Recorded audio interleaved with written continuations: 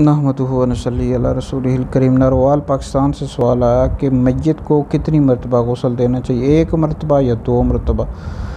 तो मैयत को गुस्ल देने की बहुत ज़्यादा फजीलत है। इब्न माजा शरीफ के हदीस है, नबी पाक अलैहिस्सलाम ने फरमाया कि जो किसी मैयत को गुस्ल दे, उसको कफन पहनाए, उसको खुशबू लगाए, उसको उठाए, उसकी नमाज जनाजा पढ़े और कोई ऐब देखे जो ज़ाहिर न करे, वो अपनी ख़ताओं से इस तरह पाक साफ़ हो जाता है जैसे वो अपनी पैदाइश के दिन अपनी ख़ताओं से पाक साफ़ था। तो बहुत ज़्यादा फजीलत है, मैयत को गुस्ल देना चाहिए।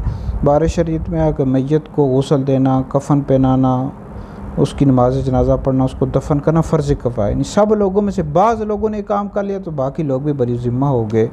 तो मैयत को सिर्फ़ एक ही मरतबा गुस्ल देंगे। जब किसी बंदे का इंतकाल हो जाता है तो उसके बाद उसको आप गुस्ल दें और एक ही मरतबा गुस्ल देंगे। बाद में अगर कोई निजासत निकले गुस्ल देने के बाद, उसको धो दें, साफ़ कर दें, दोबारा गुस्ल देने की हाजत नहीं है।